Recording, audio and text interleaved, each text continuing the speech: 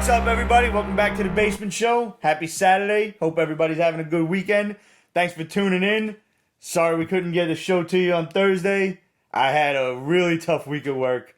And yesterday, I went out drinking. Because, God, I needed a good night out. Was it good? It was a lot of fun, actually. I was drinking some straight whiskey, and then every time I turn around, either somebody bought a round of shots or the bartender gave us a round of shots because he likes us. So I think I technically had myself 2 glasses of whiskey, but by the end of the night I had about 12. So, and surprisingly, I remember the entire thing. Wow. The only thing was, it was another one of those wake up to a slice of pizza in the toaster oven mornings. Yeah, I do that sometimes. Thank God the toaster oven's on a fucking timer or I'll burn the house down. Yeah. Yeah. Pop it in there. Oh, I'm gonna eat.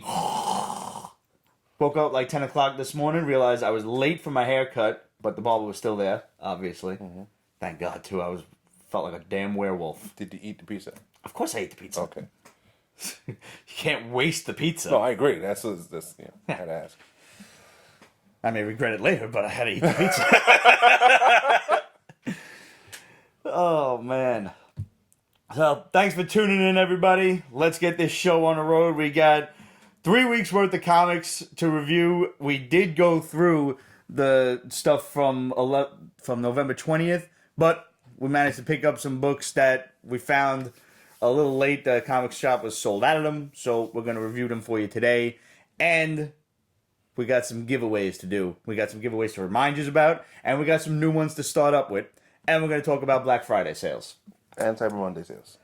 And Cyber Monday sales, yes.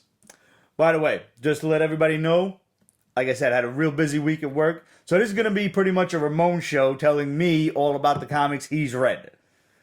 And I'm not going to edit this one because I need a little break.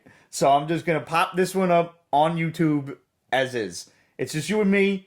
I don't need the names on it. I don't need the slates for the comic covers. Maybe, should I put the slates for the comic covers? Considering I already separated the covers, yeah. Okay. Fine. I'll do it for you. Thank you. You're welcome. All right. Well, you might as well take the list, I guess. So we put it in front of us both so we can see. No, absolutely. You did not sleep through the show. Yeah. Okay, the 20th. Jesus, November. Right before the turkey hit us. Avatar Warrior Nun, Dora. Now, this is actually a remake. I remember this. Yeah, but back when she first came out, she was like a nun/whore. Because her outfit was like this hoochie. Well, it's Avatar. No, even before. I don't know what she was from Avatar. Was it Avatar before? I don't think so. No, I don't think so But either. when you pick up the book, the back pages are the older stuff. Uh-huh. Which is this really cheesy stuff from It's like 90s. back. Yeah. Yeah. Yeah. And this just picks it up the same thing. And I remember it. Warrior Nun. Dora. But it wasn't Dora last. I was Aurela, something with an A. Yeah, something with an A. Yeah. But you see it now, and it's a nun. Well, she's not a nun yet, but she's a really annoying little girl who doesn't want to deal with her parents. So she opts to become a nun? No, they kick her out to the nunnery. Oh, okay. Which is an old school kind of punishment. Yeah. But they're very conservative, and she's a bit of a... Who? No, but she is a lesbian. So, that's also no. That's obviously a no-no in their world. So, it's like, no, go to spend all this time with all these girls. Yeah. Yeah, okay. And she finds out that the nuns are training martial arts in the basement with weapons. Well, that's what nuns do. And then demons attack and chaos ensues, and she's able to wield a gauntlet of power that only specific people can. Usually the sister superiors have.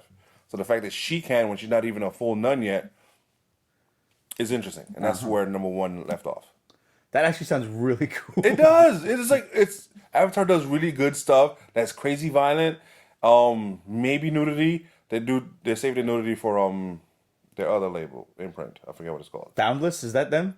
I don't know. It might be, and if it is, Boundless is crazy with the nudity. Yes. Crazy. Like, even the covers are just like, wow. Yeah, some of the covers are pretty outright blatant. Yeah, it's like, boom, there it is. I seen this one squirrely guy in a comic shop one time, like flipping through the Boundless comics, like looking for like tight edges. Like, are you CGC in this shit? What are you doing, you weirdo? Just go buy your funny book and go fucking go home with it. Yeah, I mean, I have OCD about good edges, but I don't know. They're just that comic really Yeah. making a collection out of that. I don't know. What we got next? DC the Infected, which is this whole Scarab. Infected series. This is from the what's his name? The Joker, the Batman Who Batman Laughs, yeah. yes, he's infected certain people in the DC universe. Okay. The first one was Shazam, Right. and he fought Black Adam, and Black Adam had the whole prayer thing, and that was a really good book. This book I could barely stomach. The art was just blah. Scarab. Does this have anything to do with Blue Beetle? Exactly him, the Okay. kid, Yeah. not the older one. So that's his name that he goes by, Scarab instead of Blue Beetle. I think so, yeah. I I don't care. didn't really care for this book. The art was not good. So as we know, the Scarab is a very powerful weapon. A Blue Beetle or whatever his name is doesn't really use it to its full potential because it's very Well, it's a sentient yes, alien thing. It's almost like a symbiote. Yeah. The symbiote, and it could be a bit of a douche. So he's trying to rein it in half the time and whatnot, and understand it and get used to a voice talking to you in your head, which some people have. I'm pretty issues. used to. Yeah. Whiskey. It helps good. I have a shirt that says "Whiskey helps." We need to count your shirts again. We do need to count the shirts again. So I also have a shirt that says "Whiskey cheaper than therapy." it is. Maybe not in this basement, but it is. Sometimes I get some good stuff. Yeah. Yeah. Sometimes we go through the whole bottles a day. Sometimes we do. It's just he becomes the darker side of him, which is okay. Like we've seen this stuff before. Another Right. villain, another alternate version of self. Except this is like Pete getting dark, not like evil Pete showing up from a different dimension, which is interesting. I'm just like, what are you doing with this? Because there's a lot of year to villain stuff going on at DC. So it's like Right? Yeah. there's a lot. Like It's been like this whole Lex Luthor has leveled up to nobody's business. Really? And he's helping different villains level up themselves. And it's Is he making like another Injustice Society or Legion of Doom or something? he. 'Cause I think they had a Legion of Doom on as there was a Justice League variant cover for Yeah, and, it was and hit they Luthor and a did bunch of their other thing, people. and they reached beyond the source wall and found this goddess over there who's like just super powerful and evil, and Luthor's pretty much her avatar or Herald, and he's just different. He looks alien now and stuff, and he's just going around helping people who he can, and some that he just refused to. There was a one with the Riddler, which was interesting, and that's it. Cool. So this year of the villain stuff has actually been pretty good. So I haven't read them all. I have no way. I've read the ones that are relevant to me more, and so far, yeah, it's not that bad. Okay. Yeah. I remember when they did another kind of year of the villain Yes, thing a while yes. back. DC does reuse their stuff very often. I don't know if they called it that. Maybe No, they called it no, but Villains United or something. They did covers with all the villains. Yeah. Yeah. I remember Prometheus had one. Black Adam had one. I haven't seen Prometheus in a while. Well, that's because they turned him into a herb. Like he was one of the coolest villains back in the early 2000s, and I don't remember if that was Mark Waid or Grant Morrison at the time writing JLA, but it was a dope ass villain. Kicked the shit out of Batman. Yeah, it's a shame because they made Aquaman cool. Yeah. You could bring back a good villain. Heart Attack. From Image, yes. This is a world where things have gone to crap, and there was a virus, and because there was a treatment that eventually did come out for it, but it left you possibly with side effects. And I forget the nickname they gave them, like variants or something. And you would have a certain power. Use tactile telekinesis, which is just simple moving stuff. If you have it enough, you could be like a thief or something, get away with good stuff. But more often than not, most people don't have it to that level. So here's this kid and this woman who just, they don't have powers like that. Like one chick, she could barely light a match. That's her fire. She's pyrokinetic. And this kid they don't even show his telekinesis. That's how minimal it is. So they just happen to run into each other one night at a club. For the record, I would obviously love the ability to throw cars at people, or like if somebody cuts me off on a road, just fling them off the highway. That'd be bad. Yeah, I would definitely abuse my power. But if I just had to settle for a really low grade telekinesis, I would just want to get the thing over there without having to get off the couch. That'd be awesome. Yeah, like the remote control or something. Because you always sit down to eat and the remote's all the way over there. Or you're laying down and it's comfortable and either the remote's over there, the PlayStation remote's over there, the space heater's on and, it's warm now, so you got to turn it off. Undoing a woman's bra. The Bundy one flip. Telekinetically. Oh. Hey, a really annoying coworker is like, there's your bra. Right? That's funny. Yeah. Yeah, okay. I hadn't seen the applications there. Yeah. Yeah. Oh. We at the Pete's Basement Show do not support in any way sexual harassment in the workplace. I don't even consider that sexual harassment. That's just being a dick towards a person. But fuck them if they can't take a joke. So they meet up at the club and shit like that, and something happens that they hold hands, and one of them's about to get jumped because he's a bit of a dick, or she was a bit of a bitch, and she used her powers, and the guy flew like half a block away. So whenever they hold hands, their powers are amplified. Ah. Our powers combined. Yes. I had to say it. Of course you did. Yeah. Geeks. So that was it. I liked it. Why is it called heart attack though? I have no idea. Okay. like is using too much of your power gonna fuck your heart up? I'm thinking it's going to lead to that, because if that's not their norm... Yeah. Right. Like, you should only do that a certain limited number of times. Mm-hmm. Okay. Yeah. You know what? Let's do all of the 2099s. We'll get that over with. Okay. So, what do we got? 2099 Alpha. Wait now. Is this that dweeb from fucking the dance slot run of Spider-Man? That Alpha kid? No. It's Alpha's in the first book. Oh, okay. Alpha, Omega, and... Yeah, right. Yeah. They love the Greek alphabets really do. For their events. Yeah. But this is a simple event. Now. This is like Alpha, a bunch of one-shots, Omega. That's easy. That's easy. It may not be like tolerable, but it's easy. So is like 2099 coming into our timeline? No, I think they're just trying to showcase it. Look, this is how it is. This is how it looks. Because there has been some tweaks. Because Spider-Man 29 came to our universe for a while, our timeline. There is some 2099 crossover events going on. Like I'm sorry, not crossover events. I misspoke. Tie-ins. Because I know Amazing Spider-Man has a couple of tie-ins, and Miguel's running around right now in the pages of Amazing. Don't care. I know. Yeah. Do you care? No. See? I'm just saying I've noticed. Yeah. I actually haven't really read Spider-Man in a long time. I have to sit down and catch up to that and G.I. Joe. Wow. But I'm having a lot of fun with our indie stuff. Speaking of indie, there's a Chew crossover. I just saw an email from Image that Chew's going to come out again with a crossover with Outer Darkness. And I know we pick it. I know we review number 1, but I'm pretty sure we haven't read anything since number 1. No. So we need to catch up. Yeah. For Chew, I will catch up. Yes, exactly. Look, I gotta tell you guys this. I have henceforth and since promised never to doubt Ramon, and in this case also our boy Steve. Yeah, because you were both on my case about not only Chew but Locke Key. Oh, so that poster? But man, I can't wait till February. Y'all see the Locke Key poster? We posted it on our Instagram. Breaking Nerd News posted it on their Instagram. The key going into the back of the kid's neck.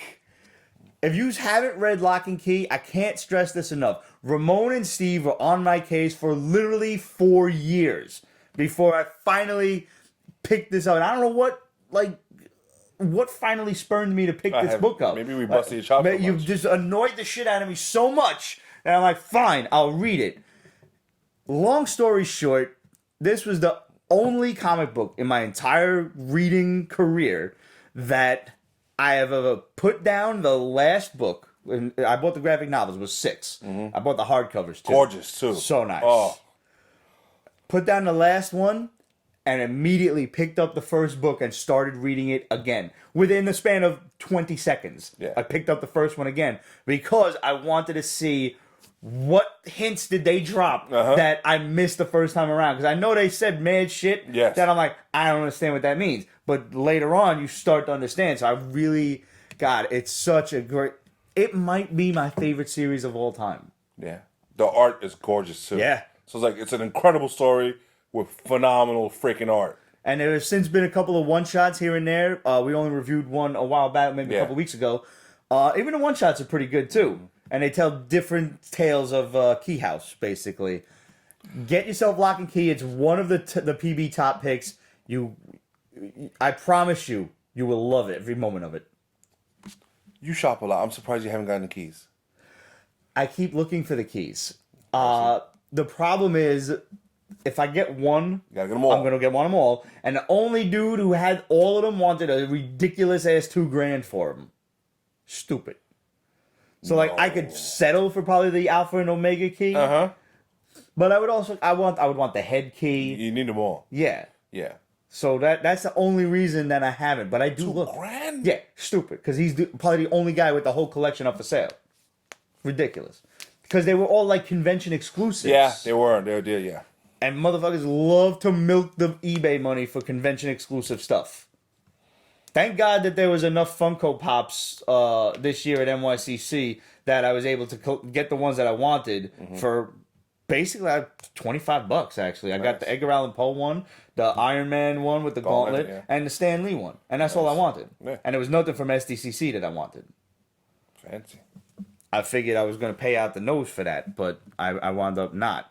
So these 2099 books are really just showcasing actually 2099. Yeah. That's great. At least because I was worried that it was going to be a whole big thing and they were going to be coming into our timeline and interacting and this and that. So stay over there, kind of. So far, yes. Okay. And the first one in the alpha is somebody's talking to somebody else, questioning them and grilling them. Spoiler alert, it turns out to be Doom questioning Uatu the Watcher. Okay. So I'm like, in this timeline, Uatu's still alive? Didn't he die? Didn't that whole eyeball Nick Fury thing kill him? Yeah, I thought, yeah. So either he comes back to life or... somebody forgot their... or there's a divergence between 2099, the universal timelines. Which is fine. When did it diverge? But it shouldn't be a divergence because...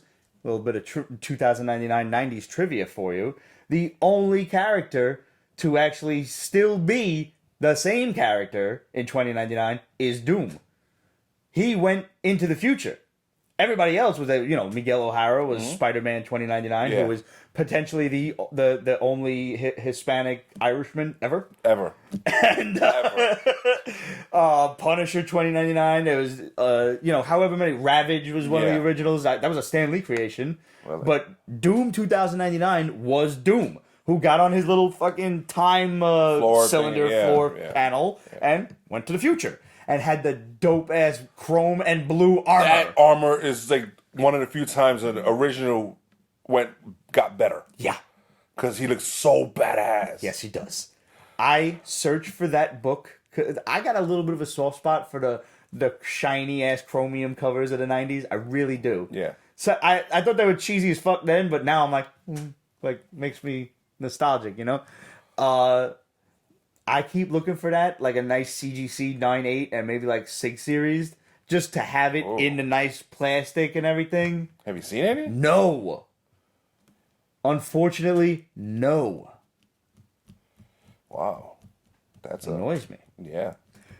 I meant to ask you, actually, how is Conan 2099? I refuse to read it. Really? I do not like Conan being used so much by Marvel. Okay. So I just they are like fucking just skeeting him all over the place. All over the place. And I'm like, okay, give me the original type of contact. Like I like the world of Conan. They're doing Valeria. They did what's his name? Bella, I think his first chick. That's cool. He joined the Savage Avengers or so whatever. Right. Okay. Bit of a stretch. Yeah. Right. 2099? No.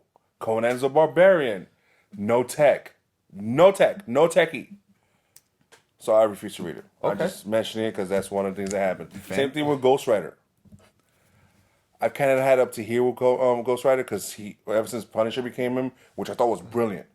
Honestly, I was a little against the idea at first, and then like reading it, I'm like, it makes a lot of sense. Him becoming Punisher is awesome. Him becoming Ghost Rider is awesome. Him going nuts and getting weird cosmic powers and Yeah, no. they took it too far. No, so I've had my fill with Ghost Riders also. So it's one of the characters. Letting you know if you want to read it, go right ahead. Let us know if you liked it, and maybe I'll pick it up and read it begrudgingly, but I'll do it. How was Punisher 2099? No, No, no dice. no dice. Okay. Again, this is Punisher's like Kill Crew finished last couple of weeks. Yeah. I thought that was abysmal. So that's when we started reading the last Punisher we loved. Soviet. Yeah. Oh my God. But it's Ennis again. Yes. So like, because it's true Punisher. Yeah. Everything else just keep on giving me the the regular comic series, I got to catch up on the last maybe 5 issues, but it was pretty decent when it started. Yeah. Yeah. Yeah. But then they go extra. Like him killing ogres and goblins and no. Yeah, No. I don't want to see like Batman in space. I don't like or like dealing with, demonic characters. I don't. There are street level heroes, and then there are your demon fighting heroes. Don't mix the two. Like it's fine when Batman, let's say, goes to Constantine for help. Yeah. Or somebody supernatural like Zatanna. Yeah. But no, I totally agree. Yeah. Totally agree. But you liked Venom though. I did. I was like, oh, This is a woman. Yes. Yeah. All right. So it's this girl who's like burnt in this accident. I think her mother died in the process, and father's just trying to get her to just be normal because walking around with that much scar, it's just kids are bullies and dicks and shit. Absolutely. So whatever. And she's bullied in school. So Oh, she's a young kid. yeah. So the Alchemex corporation, which is massive in 2099 universe. Yeah, they're like the Roxxon of 2099. Yes. They have a symbiote. And at first you think it's a bunch of symbiotes. But it turns out the canisters are really small. So they just chopped up one symbiote into tiny little pieces. Oh, that seems fucked up. Yes, it is. And it turns out it is Venom. Which is good. It's not like another one named Venom. I appreciate that. And Also lets us know how long symbiotes live for. yeah. So they give it to her, and like right away, like she wakes up and she's healed and she's good. So she's going about her business, and they gave her some. How did Alchemex get a hold of her in the first place? I don't know. Oh. That's curious, and I'm curious about that. I really am. They gave her some kind of gadget on her wrist, I guess to control the symbiote and to monitor her. Really, it's to control it, right? Because it's a symbiote. And something happens that it breaks. I think when she was being bullied, and next thing you know, she starts hearing voice, and then she beats the crap out of the bullies, of course. Yes. And all for it so far. It keeps on speaking to her and telling her what's going through the process, and like, we've been chopped up and sliced. We want freedom. Help us out. We'll leave you alone. No, she says, all right, I'll help you out, but you got to leave me alone afterwards. So of course she breaks into Alchemex because she does. Mind you, only her arm turns venomish. Because it's not whole. So she could like generate a shield or like little head of venom starts talking to her. Yeah, it's adorable. Yo, you see that kid? The Halloween costume? Like, he had a little Venom puppet in his arm. That was brilliant. Parents are good. Yeah. And a simple Halloween costume, like, for the most part. Yeah.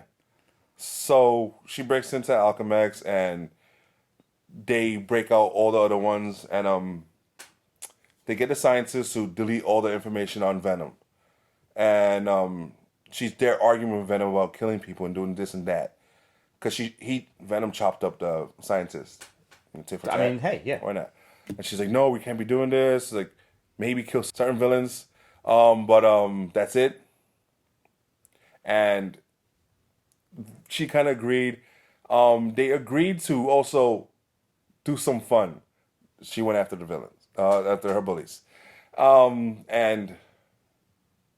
then in the end, when this is the part that bugged me, that God character was awake. The God. Oh, no. Yeah, Null. Null's here. I thought he was dead, but he's not. And that's how it ended. And I'm like, you just finished the whole series on this character. Why do you have to throw it again and again and again? Yeah. So it's one of those. Kind of beating a dead horse there. Yes. Other than that, the whole series was great and loved it. All right. Okay, while we're on Marvel and while we're on series, what's up with Annihilation Scourge? What is going on here? It's the third Annihilation book. Is it good? Surprisingly, yes. All right. It's not as good. I don't think anything would be. Yeah. Matt, okay. Here's a prime example. You haven't busted my chops on this one, though. What? I've never read Annihilation. What? I know. Okay, the problem with that is there's main Annihilation books, and then there's the separate ones. The separate ones have some gorgeous artwork by Gabriel Delotto. Uh-huh. Oh my god, the way he drew Ronan, Silver Surfer, Super Scroll. Oh, dude, the covers. You might want those covers. That's what I'm afraid of. Yeah. But all right. The first one was the Annihilation Wave, which was literally just Annihilus and a bunch of bugs coming in From the negative zone, yeah, right? Got it. He controls the whole universe. The second was Ultron and the Phalanx, right? Yes. Right.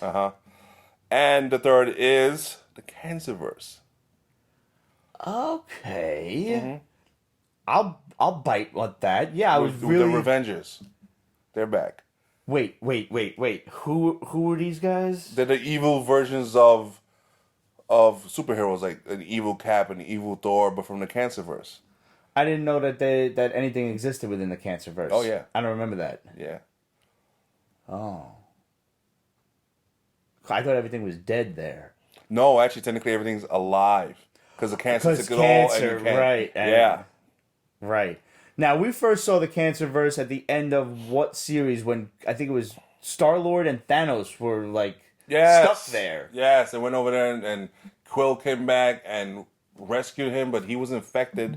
And they do touch up on it and they give you they catch you up on it. Okay. Nova was infected by some cancer and it cured him, but ever since then and failing to restart the Nova Corps for the second time, he's just been drinking. As you do. So this thing happened and I remember that time I tried to restart the Cosmic Police Force and I couldn't do it. it's a hard time. Yeah. He's trying to deal with that. The Fantastic Four are obviously involved because Johnny Storm was stuck in the negative zone for a while, and he kept on dying and coming back. Yo, I think I remember that. Yeah. So they're involved in that, and Silver Surfer, Better Ray Bill are going to be involved in that too, because Nova seems to run away, but I'm pretty sure that's why he went to get some help, because the Cancerverse is serious. Like, it's no joke. It's a whole universe of just nastiness, and he's also has some PTSD over it. Okay. So he's going to be a continually one-shots, or you think is there... I almost kind of like that idea. Like, if this is how Marvel wants to do its events... Alpha, a couple of one-shots, not even a lot. They did Fantastic Four, which I just described. Nova, which I just described. Silver Surfer, Better Ray Bill, and then... Omega. I'm kind of okay with this. I am too. I like this better than having to deal with you're reading a random comic issue and now that has something to do with it, and now you're like, well, I didn't understand this issue at all. Yeah. Well, like this week, all number ones come out. Next week, all number twos. And it's just too lengthy and drawn out. Yeah. So even if like the one shots were a bit heavier, thicker books. Yeah, fine. I'll give you an extra $1 or whatever for that. I don't want to deal with 3 or 4 issues in a mini series that's just going to be, a side branch kind of thing. It's a tertiary story. Almost akin to the annuals crossovers. Exactly. Yes, those and that was how it should always have been done. The Atlantis attacks, the Evolutionary War, all of those were fantastic. Spidey's Totally Tiny Adventure, the Vibranium Vendetta, the Korvac Quest. I started something. I'm sorry. Just going back, man, I'm fucking remembering. Like, The System Bites was another one. But yeah, that's how Marvel should do crossovers. And if this is how they're gonna do it going forward, I'm completely amenable to it. I am too. All right, what's next? What is Valiant? Oh, Rai. Ready? Rai? Yeah, either one. I don't know. My Japanese is like non-existent, so I don't know how to pronounce it. Fair enough. And this is the problem with Valiant. This is not Jump On friendly at all. Oh. This takes place 2 volumes in. Oh, well. So I like it. It deals with, like if I say New Japan, you'll be like, huh? So I had to explain something that happened 2 series ago. And it's just, Valiant, you're shooting yourself in the foot. It's the same thing Xenoscope does with the whole Grim Fairy Tale universe. Like, I would love to get in on that, but I wouldn't even know where to start. Yeah. At this point. It's just, That's why I like when they do, like, Xenoscope does some really cool books when they're not doing Grim Fairy Tales. Yeah. Like that other shit that we read with the kids going to that mountain creek up near Massachusetts. Remember Fly with that drug? Yeah. Oh, that was really a great series. Yep. Shit, man, I do remember that. I forgot that was Interscope. That's what happens with a lot of companies when they just start out with one big universe. Everything's connected to it. Everything's moving towards this one direction, and fans who jump on here have missed so much. It's just it's tough for them. Oh man, yeah. Peace Space, we still got to plan a trip to that whole triangle thing. He's talking about the one in Massachusetts. Yeah. No. Not the Bermuda Triangle. No, But there's equally fucky shit in this one. I forget what the hell it's called. I did too. But issue 2 come out like maybe a week or so ago. Yeah. So issue 3 should be out soon. All right. Now we're up to November 27th. We got Black Mask Space Riders Vortex of Darkness. Now, this looked really good. I wanted to read this, but I didn't get a chance. It is a sequel. This is the second volume. It is. Oh. But it's jump on friendly because it's same characters, just another story. Okay. Like a few years afterwards and stuff like that. And Does it have anything to do with a black hole? it's in there, and evil demon witch / goddess, and they do involve Santeria or Brujeria, one of those two. There's a difference, and how a demon planet was taken over by some woman, and she was banished, but she's trying to make a comeback, and the lead has to deal with this. That's it. Okay. Which is weird because Black Mask usually is very political minded. Okay. But then they did this, and this is like, no, this is just good old fashioned space nuttiness. And see, now that's the kind of stuff I can get behind. Yes. You know? Don't talk to me about politics in my funny books. I get enough of that nonsense between people on the internet that want to be keyboard politicians, and God forbid I ever make the mistake of watching the news. Oh, God, the news. I want to read my funny books as an escape from reality. I get it. Like, some people will argue, well, comics have always reflected society. Mm-hmm. I get that. Reflected is one thing. Don't preach to me. You can reflect society in comics. Don't preach to me. I don't want to hear that. Gotcha. You're entitled to your opinion. I'm entitled to mine. That's that. Leave that shit off the dinner table. Off the funny books. Yeah, holidays, sir. Yeah, actually, we all managed to get through Thanksgiving with nary a politic spoken. Tough. That is tough. Yeah. There were a few little memes here and there, passed behind, okay. like, hey, look at this, ha ha ha ha, things like that. Mm-hmm. But other than that, no. It was pretty effective.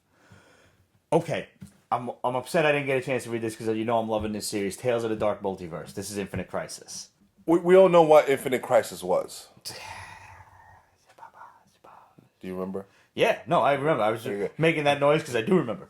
So I was. This was Superboy Prime. Yes. Punching a hole through the universe. Yes, at the behest of some other Luthor and stuff like that. And all right, whatever. Alexander Luthor from Earth 3, I want to say, or something or the other.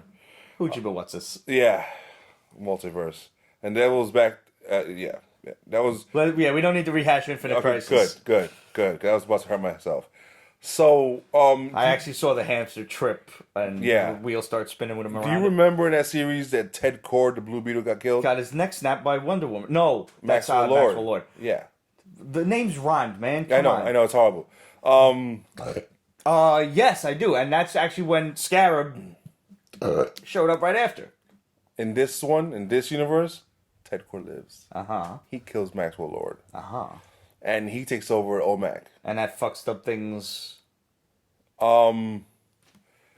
He gets really aggressive, and Batman's a bit of a dick in this because Batman isn't trusting of him because, you know, that's his nature. But remember in the Infinite Crisis, Batman created the OMAC satellite, right? Brother Eye and whatnot, and he starts using it, and then eventually him and Brother Eye come to agreement that the problem with this planet is superheroes, the vigilantes and stuff like that.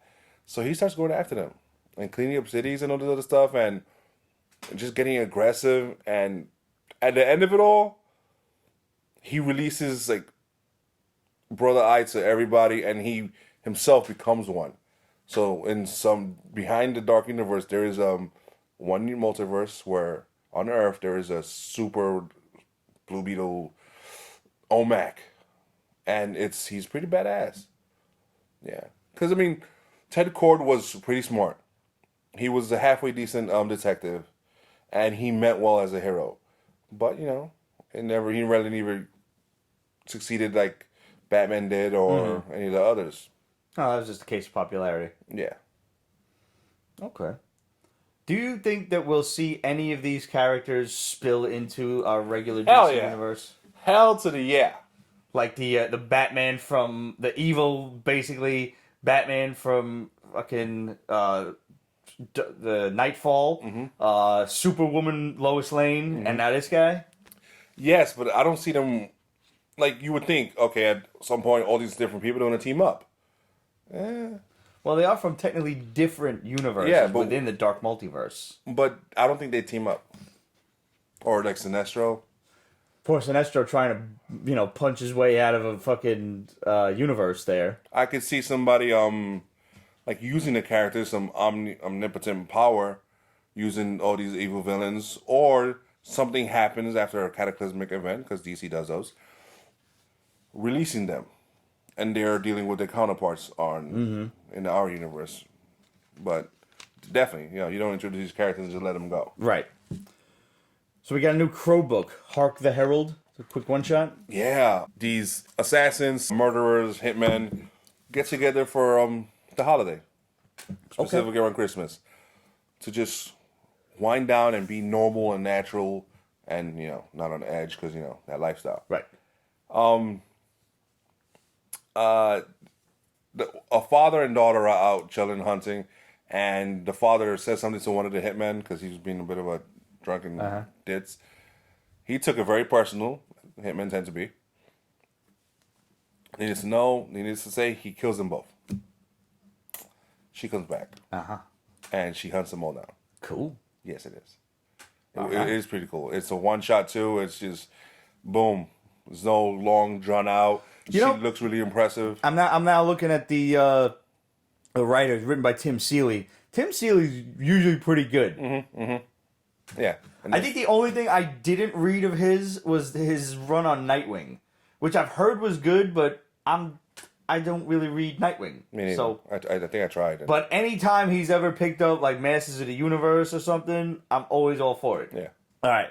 This book got a lot of fanfare. What was Killadelphia? All right, there's this father and son, and this father's he's a detective, and he's trying to do his thing and find a killer, and he's going through the process of it, and he just ends up dead. It happens. Hence, Killadelphia for a reason. His son comes into town from a different state or something. He left. There's some weirdness between the father and the son, and put his father away. He finds his father's notes, because I guess this is a thing, like detectives and movies and comic books always have like an office where they keep on working off the books and stuff like that. Okay. He follows his father's footsteps and stuff like that. He finds a certain location, and it turns out it's freaking vampires. Oh, shit. Yeah, spoiler alert. Huh. And I'm like, stop lying. Vampires. I'm waiting for the cheesesteak to show up, but yeah, in Philadelphia. Yeah. Forget about it. I've only been to Philly once, and I didn't manage to get cheesesteak because I went at night. And I will tell you this. It is a lot different than New York City. Oh, yeah. There's a lot of dark streets and alleys and things, and everybody parks in parking lots. There's no cars on the street. It's strange. Oh, were you on Old Town? I don't know. When you first passed the bridge. I don't know. Yeah. When you first passed the Benjamin Franklin Bridge, Benjamin Franklin is on every other block, including his burial site. Right there, you're entering pretty much the Old Town. The old alleyways, cobbled streets. I've walked those streets at night. It's creepy. Yeah. That neighborhood is mostly pretty safe. But yeah, no, late at night, you're like, this is an alleyway. Now, New York has alleyways. Not like these. No. We really don't have that many alleys. No, actually, yeah, we don't. When you find them, they're not that many, but... Like, if you go downtown, you may find a couple of alleyways in, like, Little Italy or Chinatown, yes, but that's it. That's it. Nah, some of these alleyways, like, it's barely wider than me. And I'm pretty wide. But I should still fit easily in a freaking real alleyway. No. These alleyways are dark, and again, it's a very old town, so like they don't have a lot of crazy new electricity there. It's Street regular signs. asshole streetlights. Yeah, yeah. And there's a point where that light ends and you step into darkness. There's a cool comic book shop on Second Avenue. I forget the name off the top of my head, but it's really cool. Really That's cool. the thing about New York City is all our buildings are together. They're all, connected. So we don't really get alleys. We just get other streets. Cheesesteak, obviously. Obviously. The market. I've heard. Baylor's. Yeah. Donuts. It's only like a 2.5 hour drive from here. One of these days we got to make a PB It's 2 road hours. trip. Yeah, we should. It is. Yeah. Ice cream. Really?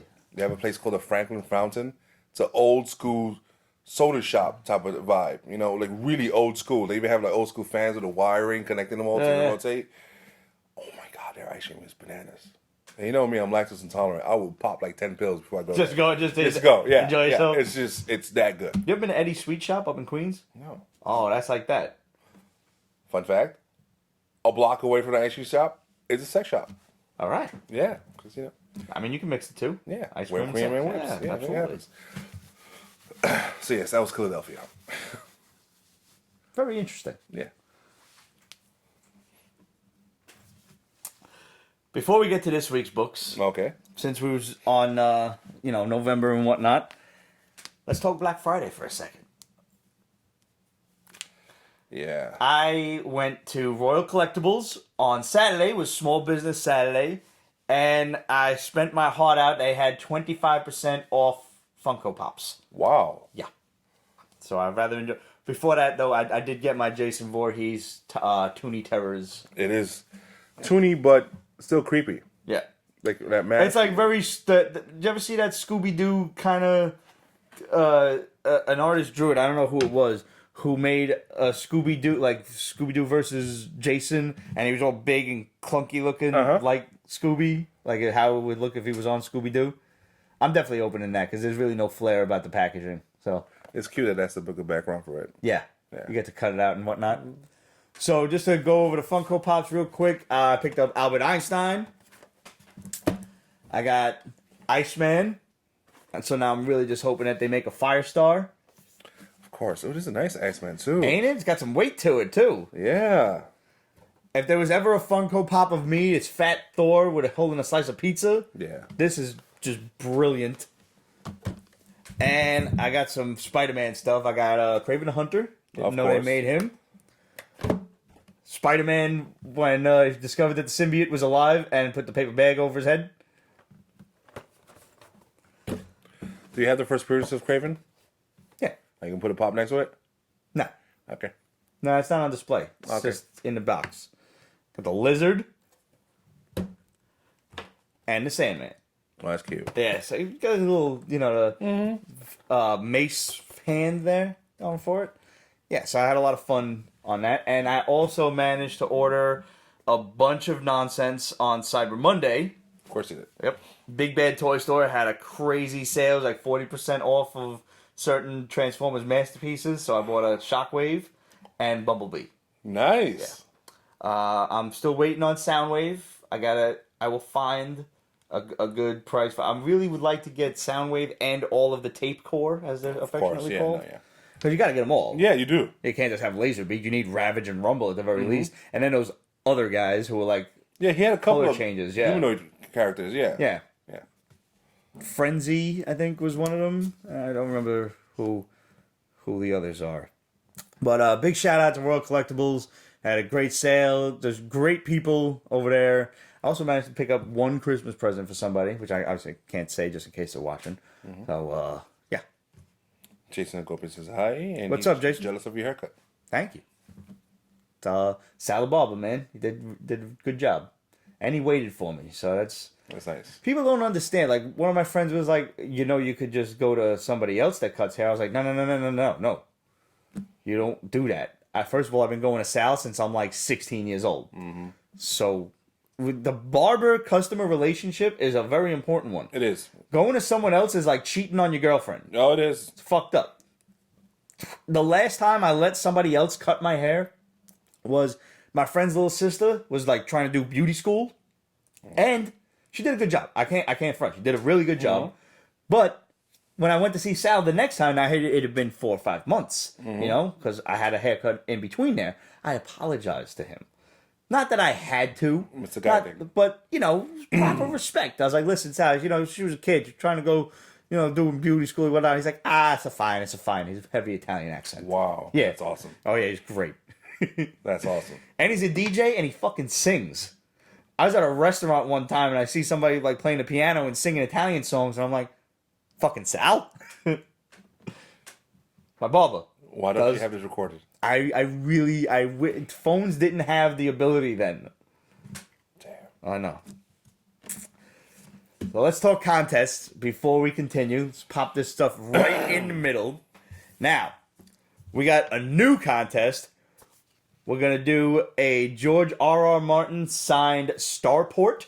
Comes with a Midtown Comics certificate of authenticity. There's some woman there too, right? Yeah, just. There it is. Signed by George R.R. Martin and Raya Golden. She's a sweetheart, by the way. That's awesome.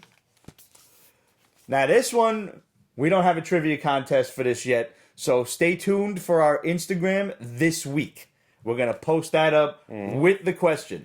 This one's going on social media. This is the only one that's actually going on social media. Yes. Everything else, be thankful you're tuned into the show for. We have Undiscovered Country, signed by Scott Snyder and Charles Soule. We have all 3 covers. All 3. I do apologize. There is a tiny little nick in the white cover. There's a itty bitty little dent in it. But if you do plan on CGC in this or whatever, a good press can get that out. Take my word for it. There's no color break. Yeah, this is not that bad. No. We apologize. So, but you're still getting 2 other variant covers. This is like a $30 to $40 value. Yeah. People are trying to just sell it for ridiculous prices on eBay.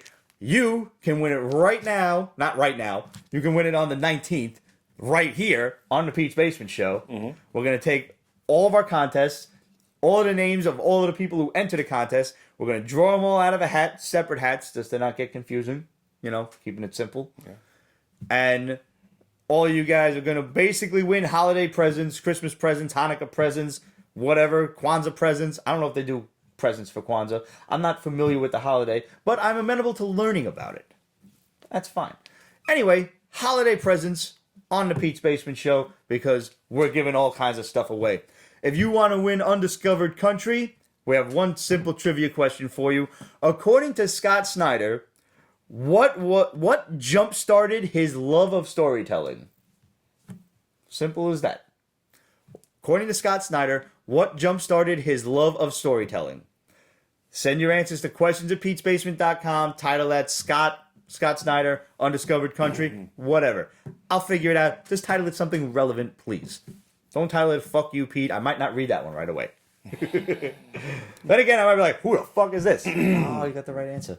And, again, as an extra added bonus, if you happen to be watching this show live right now on Periscope or Facebook, and I don't encourage this because you're giving away the answer to other people, if you pop the answer up on the live show, because some people are just like, oh, I know that answer. And they send it right there. If you do that, screenshot it either in the Facebook comments or the Periscope feed. Screenshot it, and I'm still making you email it. Send that shit to questions@petesbasement.com. And if that is what's drawn out of the hat, because I'll just basically fold up that whole email and pop it in there. If that's what's drawn out of the hat, not only will you win the Undiscovered Country, you get an extra prize. I don't know what that's going to be. It's going to be pretty much whatever I decide when I'm packing the boxes up. But you get something extra, and that's basically your reward for watching the live show. That's nice. Pretty cool. Yeah. We also have other contests going on. We've got He-Man and the Masters of the Multiverse. We get both covers, the He-Man one and the Skeletor one. And to answer this question, very simple. We all know He-Man rides Battlecat. Mm-hmm. He-Man got his powers from King Grayskull, hundreds of years in Eternian history. King Grayskull had his own steed, his own battle cat-esque ride. What was the name of King Grayskull's steed? Send your answers to questions@peachbasement.com. Again, you can pop it up in the live show, take a screenshot, and send it off, and you get an extra He-Man-y type of prize. Ooh, He-Man-y. He-Man-y. That's a new word. And we have a bunch of cool books to give away from our boys over at Mad Cave Studios.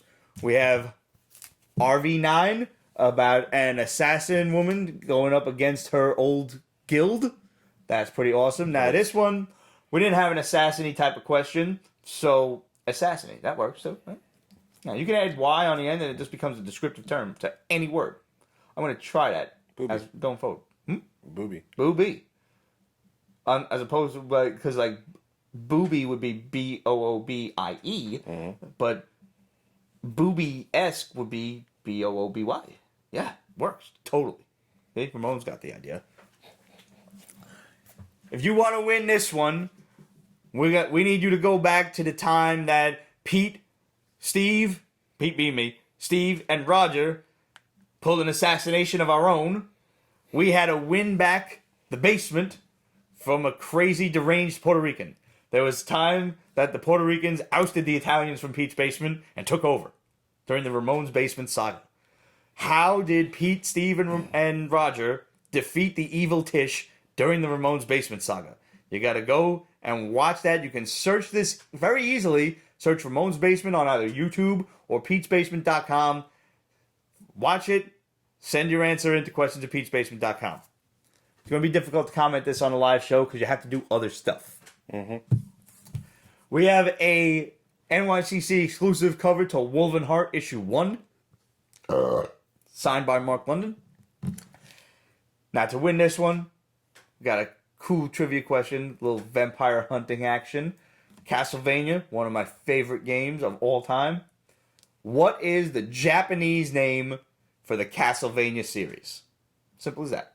What is the Japanese name for Castlevania? You get to win Woven Heart.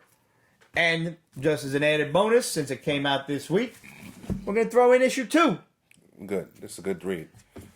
And just to be extra, extra nice, as a second place winner, you win a signed copy of the regular cover of Woven Heart #1. So there's going to be 2 winners to this one. Nice. And I can thank Demetrios over at Anyone Comics for procuring this one for us. He's a sweetheart. He's awesome. Looking forward to getting him back on the show in 2020. And last but not least, Battle Cats #1. What a great series this is. We reviewed the end of issue 6, volume 2, issue 6, about 2 weeks ago. And here we have a New York Comic Con exclusive black and white sketch cover signed by Mark London. This one, because I always akin this book to Thundercats meets Dungeons and Dragons. Yeah. We have a Thundercats question for this book. We all know that the Thundercats escaped their exploding planet of Thundera and landed on Earth. But according to Thundercats mythology, this was in the cartoon. According to the 80s cartoon, what caused the planet Thundera to explode? Too much catnip. Way too much catnip. That is not the answer. Not that Ramon can win anyway because he's on the show. Yes, if you're associated with the show, you can't win. So, legally speaking, we could go to jail. And we don't want to go to jail. No, too pretty. Nope. So, yeah, if you've been on the show before, you can't win. It just looks bad. Sorry. It's as simple as that. But if you know us, friends of us, I think you can win still. Yeah. Because yous are all friends. We're all friends. That's why you watch the show. That's why you listen to us ramble about comics for years now. It's 12 years. Finishing 12 years. Yeah. We're going on season 13, man. Lucky number 13. I am still pretty sure that the Pete's Basement Show is the longest running comic book review show on YouTube. I'm pretty sure. The only other one that was out, I think, when we started was iFanboy. And I don't think they're still doing it. I know they still have a website, and I think they still do stuff on YouTube, but I don't think it's comic reviews like this. So I'm not sure. But if someone does know that, if someone wants to do a little research, I'll send you a free comic. And it'll be a cool one too, like a cool like Bronze Age one or something like that. Nice. Yeah, I'll make it worth your time. I always will. I always pay my debts. But DeLuca always pays his debts, and he holds grudges like a fucking champ. I'm trying to see what sigils goes with that. Pizza, obviously. There you go.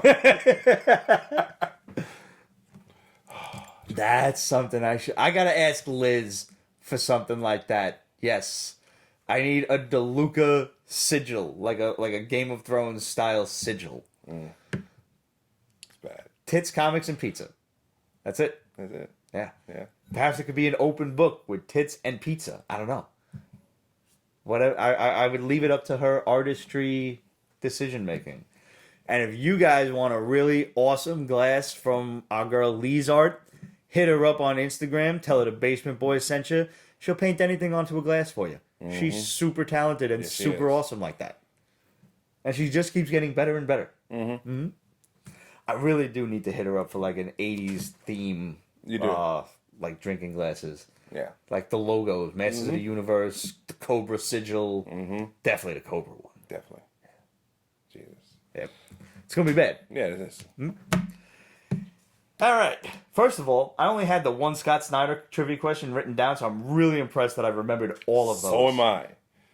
Especially after the week you've had, I'm surprised you're not like just like brain dead. So, dude, you remember Old School? Remember the movie Old School? Remember when Will Ferrell was having that debate with the dude from Hardball? Or something like that? Hard Talk, whatever the hell it was. And he just goes into this mad, like, talking like a genius for like 2 seconds there. Oh, yes. And he's like, what just happened? I passed out. That's how I feel whenever I go through like the end of the show with the t-shirts and the Patreon shit. And Red's like, yo, no matter how drunk you are, you always... There are very few times, literally you could probably count them on one hand, how many times I fuck that up if I'm that drunk. But I do manage to get through it. But yeah, no, I just like, it flips off and just Robot Pete chimes in for that. What? Nothing? All right, on to this past week. You have been raving about Vampironica. All right. I've given up on regular Archie. Okay. I want more of the horror stuff. Afterlife of Archie just disappeared up into the cloud. And I know. Yeah. Now, this is one that you busted my chops to fucking read. And I read it, I loved it, and it has abandoned me. It has. It's abandoned all of us, Pete. So what have we learned? Because it was definitely me. I read it, and it went to shit. You jinxed it. I need to bust your chops. Yes, it's over. It has to be over. And I don't know why they canceled it. They just stopped. They didn't even seem like they canceled it. They just stopped. Like, what happened to the writer and artist? Like, I don't know. Is your mom sick, bro? Can we help any? Like, get the shit done. Let's write a letter. Seriously. Anyways, next time they're at a convention, man, we're gonna harass the shit out of them. I agree. Vampironica is... This is the second volume of Vampironica. Well, I forgot. Veronica becomes a vampire, but she finds out she was always a vampire. Her mom and dad are vampires, and nice. She comes from a long line of vampires. And this is the second book, but technically the third, because it was her regular one, Vampirella versus what's his name? Jughead? Jughead the Hunger, yeah. Yeah, Jughead the Hunger, where he's a werewolf. And has a family line of werewolves, and they fight each other and stuff like that. And there was some weird interdimensional stuff where they went to a different dimension for a while. And she actually ended up kissing him before she left that dimension. So she's dealing with that in this one. And it's just really awesome. Vampires and killing each other, and Archie still trying to date her and date anybody really, that horn dog. See, the comics sound a lot of fun, but I'm just really having a hard time following along with Riverdale and continuing to be interested. If the girls weren't so hot, I would really abandon this show. That's really it. The women in that show are just hot. And I'm sure the men for the women are hot. And for some of the guys. But no judgment here. Yeah. I just, I did drop it. But Camila Mendes? Camila. If she was to be a vampire, I would just let her go ahead. Just dine. You know me, I love Betty. Yes, you do. Lily Reinhardt, God almighty. I mean, she's hot, but I don't know. There's something about that cute girl next door. Also, I think I like blondes. I never quite realized it, but every time, like Natalie Allen Lynn, blonde. actually one of my earliest crushes / girls was a Puerto Rican blonde. Those are interesting. Those are rare. Yes. Yeah, I was really young around the neighborhood. But anyways, and her name was Betty. Her Really? nickname. Her nickname was Betty. I think her real name was Veronica. I think. It's been a while. That's weird. Kind of old. Yeah, it's a long time ago. Yeah. So, it's just a good read. It continues on what's going on. There's another vampire. I don't even know. Well, she is back in her universe because they are playing the multiverse thing. Okay.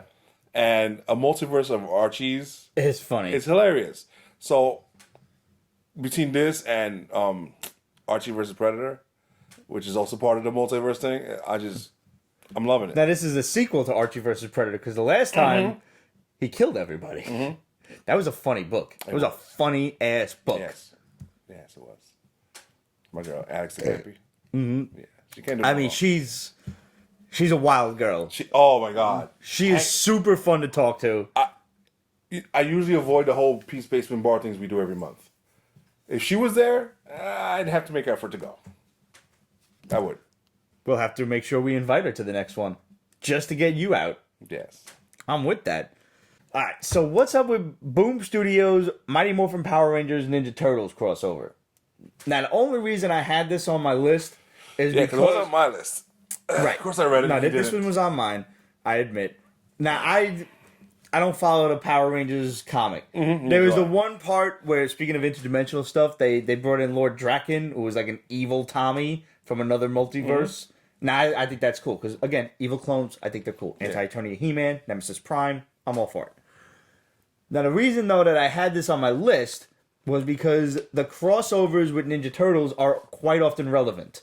And good. Yeah. It's like, damn, this is damn good. They just finished, like, the third Batman one, or maybe it's still going. Yeah, no, I dropped that. But Did you now? Yeah. The Ghostbusters one was awesome. Yeah. There was two of them, wasn't it? I believe there were two, yes. It was just good. Just good. Their side stories are just brilliant. They're close to getting to 100.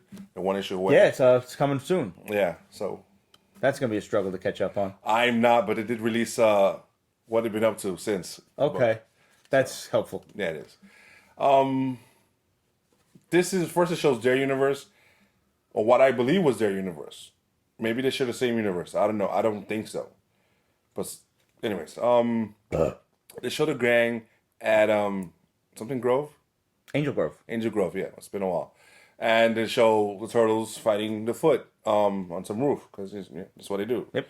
The gang at Angel Grove are just like, my grades are dropping, this is hard work, they're just complaining, and Tommy's nowhere to be found.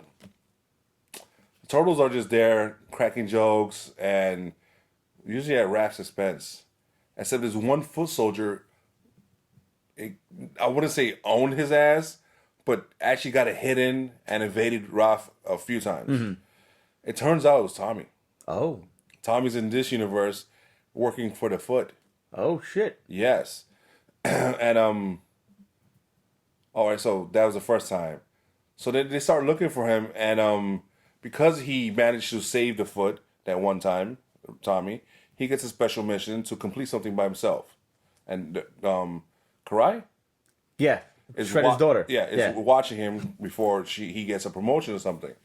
And so, of course, the turtles are there, because like, you went here for that one thing, that's the only place to get it. He couldn't deal with it. So he morphed. And it's funny because he still has that cheesy blade, which doesn't look like a blade, look like a toy. Let's be real. And it's like a half a flute for the Dragon Sword. Mm-hmm. So he's a Green Ranger in this, not the white. He's a Green Ranger. Okay. And they even joked, like, how do you blow the helmet on? We've all been wondering. And that's the great thing about Teen Turtles writing. It's just, it's almost like breaking the fourth wall without actually breaking it. Yes. It's asking the questions that have been on our minds for years now. Yes.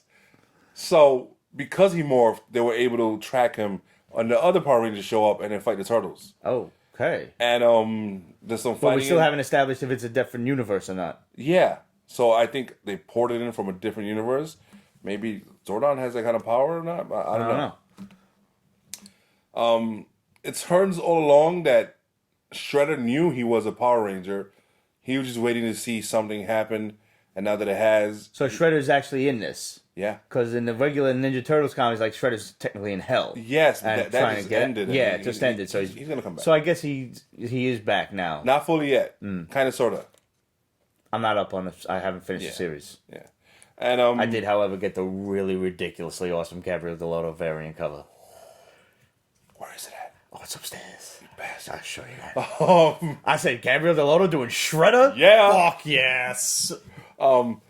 So that's where it ends up. Like, Shredder's on the roof with Karai, and they're just talking about what they're going to do with Tommy and turn him over to the foot side. And it's really cool because they talk about the history of the foot and why it's a foot, and it's a bloody foot as they ran away, defeated Bloody. So, and I was like, stop playing. There's some good storyline behind this. That's what I'm saying. Like, the ninja always is relevant to their core story. Yeah, also funny by mentioning the whole mask thing, breathing, the flute thing. It's like, Right. it was a really good book, and I'm like, damn, Pete, because I needed another book to read. It's cool that they let Boom Studios do it. So not probably It's both. Because Boom IDW. Well, what they normally do is, I'm pretty sure they did this with Batman. Was they did Batman TMNT and then they did TMNT Batman. Yeah, with the logo of the company. Yeah. Right. So they let DC do one and then IDW does one. So we're probably going to be looking forward to a Ninja Turtles Power Rangers crossover. That'd be great. Afterward. I mean, think about it. The Power Zords against the Technodrome. Yeah. That'd be awesome. Fuck dude. There's so many things you could do. Yeah. Yeah. You thought about that, right? Picturing it? Yeah, I am. Yeah. You're a geekgasm. Oh, man. Yeah, that's... Dark Horses kill Whitey Donovan. Whitey Donovan is this guy who went to the war, Civil War, and he's going to get killed, ideally, by the sister of his wife. So sister-in-law. She killed herself, yeah, sister-in-law. She killed herself because he's abusive towards her. I mean, just run away, but whatever. The wife killed herself. Okay. So now his sister-in-law is after. Okay. Yes. So she took one of her slaves along with her to help her and stuff like that. Like, I'll give you your freedom and so on and so forth. Now, mind you, she's still pretty young. So she didn't have the right to take the slave. So she just kind of snatched and ran. And, yeah. We, the Pete's Basement Show, do not believe anyone has the right to slavery or do anything with slaves. Unless you're kinky and into that dominatrix stuff. Yeah, and then Totally different. But it's pretty good. It's like, stop playing. Yo, what is the Butcher of Paris? Also Dark Horse. It's a true story. What? I love shit like this. All right, so during Nazi occupation of France, which I don't like the term Nazi occupation. They beat your ass. You just You got conquered. Yes, I mean, true. It wasn't all of France, but it was enough. They had Paris. Y'all surrendered. Yeah, That's it. using a freaking line to defend yourself. Like, really, let's just around it. Anyways, history nut, gonna get pissed. Oh, we live over here now. So No, it doesn't work that way. during this time, there's a resistance, obviously, and there's trying to get Jews out of Paris because Nazis. So I send Pete the Jew to somebody, and that somebody sends him to this doctor guy who helps you disappear. Now, there's separations between A and B, so that, protection and stuff like that. So Pete doesn't know the doctor, how he gets rid of people and so forth and stuff like that. It turns out this guy's a serial killer. So they're sending Jews to this doctor to get to Yes. save them, and he's just killing them? Yes. That's fucked up. Yes, like they found pieces of bodies in the basement, and it was a complaint from all the smoke coming out of the furnace, which is horribly ironic. Is he a Nazi doctor? No, he's just a a person. crazy French man.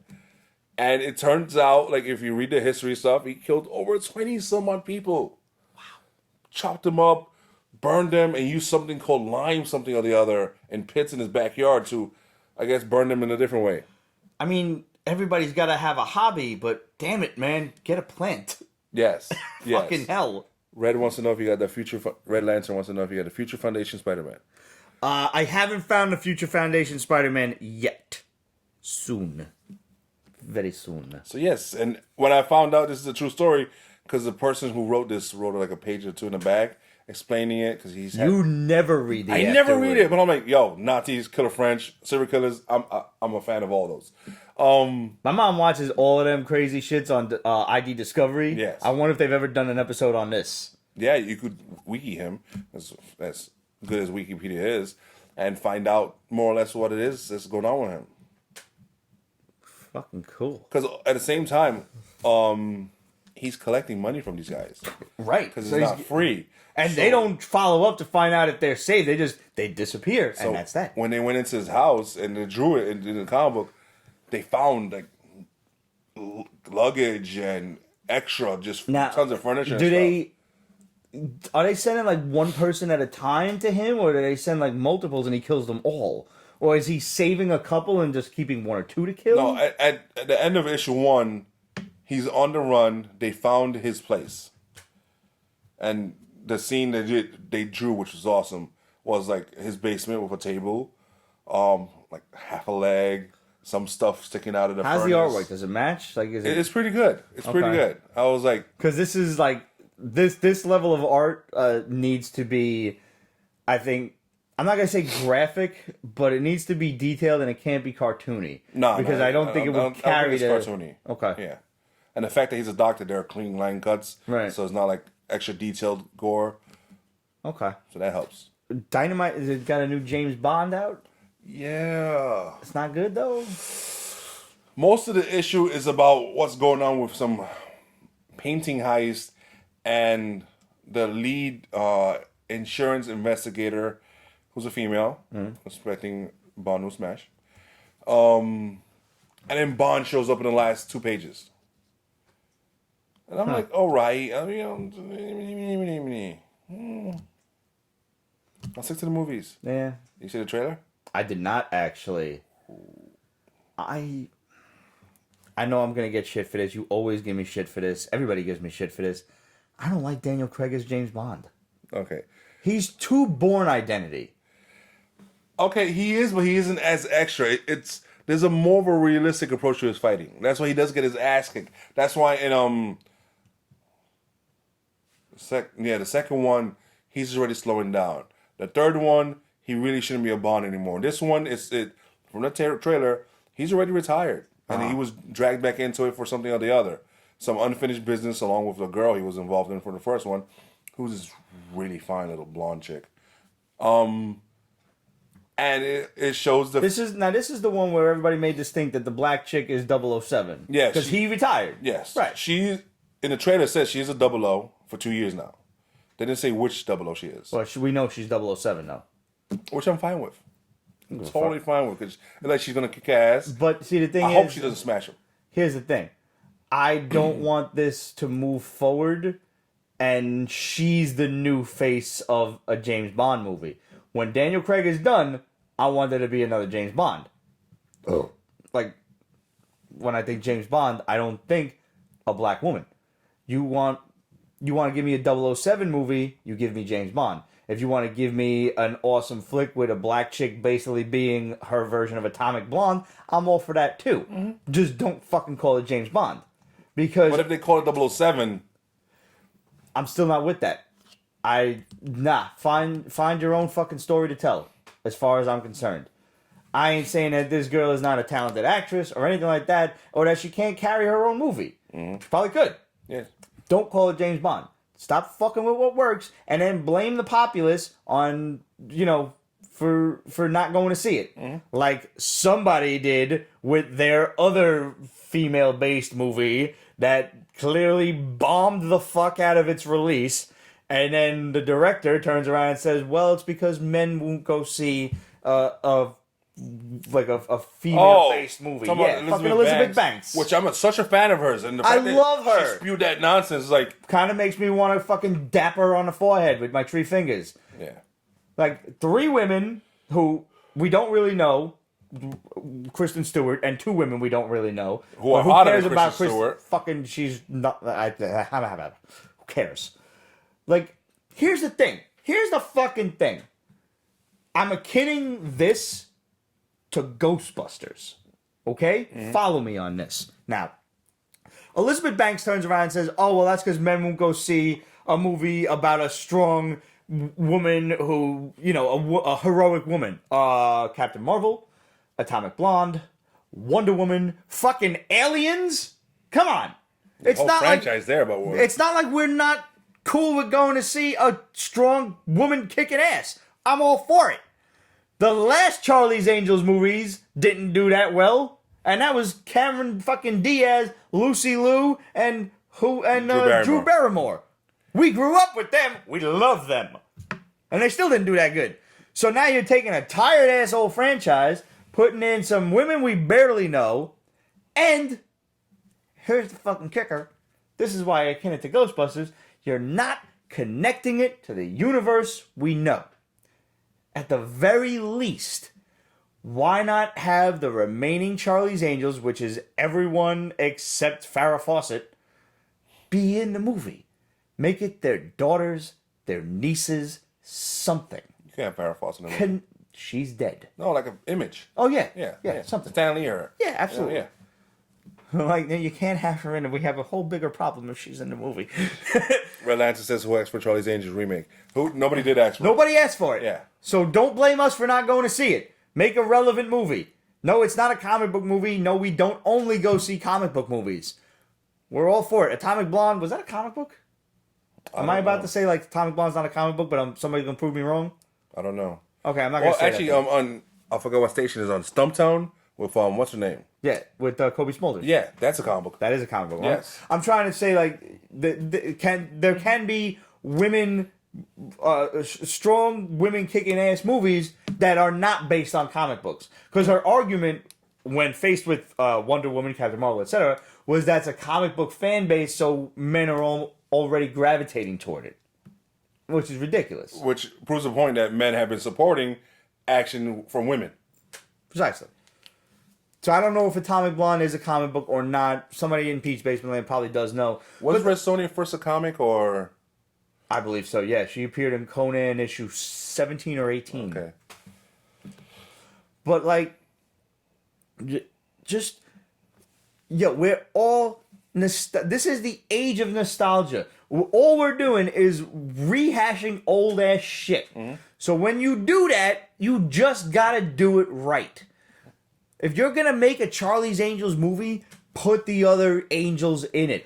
Let us see where they are now. I grew up, when I came home from school, when I was a little kid, my ass watched the fucking Brady Bunch, Charlie's Angels, and Woody Woodpecker. Mm-hmm. That was the order that I remember it being in. I love Charlie's Angels. That shit blew my mind. Farrah Fawcett in a bikini, I'm 6 years old. I'm like, wow. Absolute says it is a comic book. All right. So, can't make that comparison then. But Aliens wasn't. Caveat she wants to add there and shit. That's bullshit. Aliens was not a comic book, and we love Sigourney Weaver in that shit.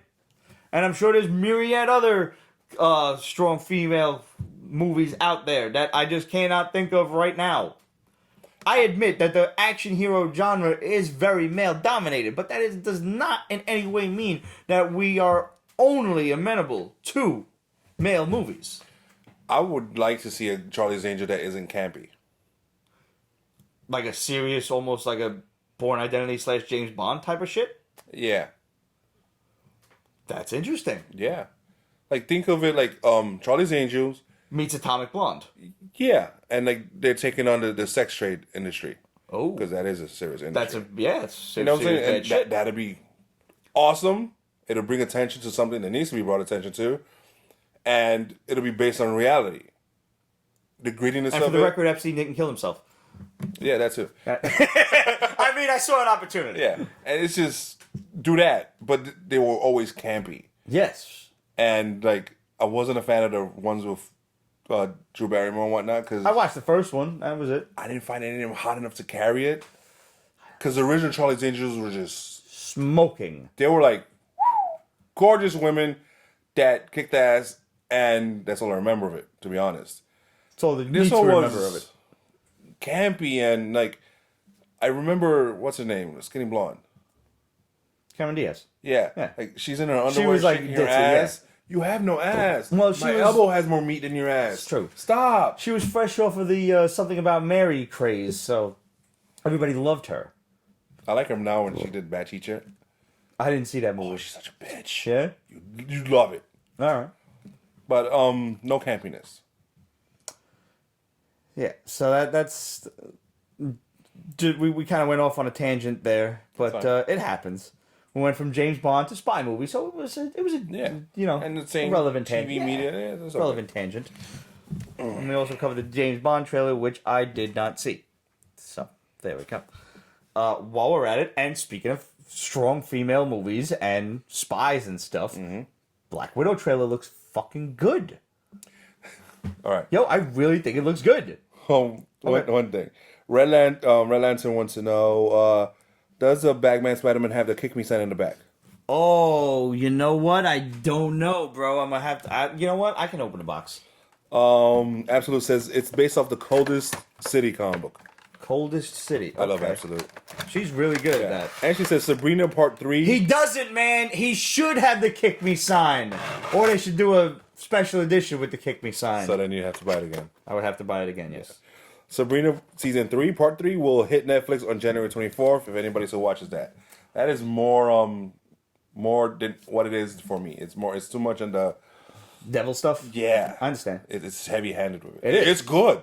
It's a good I only from watched what the first season. I didn't catch the I new saw shit. half of it. But I was like, okay, that's it. There's only so many hail savings you can take. Truthfully, you know that they went like balls to the wall with the devil stuff. When they get sued by the Church of Satan. Yes. It's like, oh. Your statue of Baphomet is entirely too accurate. Yeah. That's because it's a statue of Baphomet. Now, back to Black Widow. Yes. My wife, Jenny, who she watches all the shows with me. Movies, right? Not the shows so much. She does like Stumptown though. I haven't watched that yet. I gotta see that. Yeah, she's a drinker. I love her. Yeah, she is. She's driving a Fox body Mustang. Oh, there's some funniness about that Mustang, but I'll leave it alone.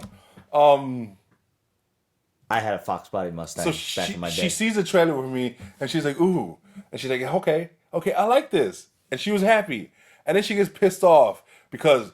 Why didn't they give her this from the beginning? Why didn't they give this red chick some ass scenes of her? She likes the scene when she's in the chair and she breaks out of it and kicks ass. Yeah. After that, they've used her very poorly, except in the Winter Soldier. Right. And overall, my wife is like, yeah, I've dropped the ball in Black Widow. Thank you for finally doing it. They should make me happy, but I'm still pissed off because she remembered all that stuff. I'm really hoping it's not too little too late. I fully agree with her. Mm-hmm. That said... Now, some people are looking at this movie like, oh, this is the, they have to do this movie because it's, female empowerment and this and that. No. Captain Marvel was the have to do movie. Mm-hmm. This movie is the one they should have done all along. Yes. Now, some people are disillusioned, disenfranchised, dissuaded. Bitter. Because it didn't come out on time, and now it's a flashback, basically, because she's fucking dead. I'm fine with that. I think this movie is going to, one, answer questions we didn't know we asked, and open doors we didn't know were closed. Mm-hmm. This is going to, somehow, I don't know how, pave the way for MCU Phase 4. Kevin Feige does nothing by accident. No. This movie is going to... fucking usher in all of Phase 4. I don't know how yet. I admit I don't know. But I'm going out on a limb here. I don't know how right I am. And there are contentions against this. But I think this movie will show she's a Skrull. Or she was a Skrull. Wow. Because in Endgame, this is my one reasoning for this. In Endgame, the toast. The toast. Oh, the toast. She's having the peanut butter and banana sandwich.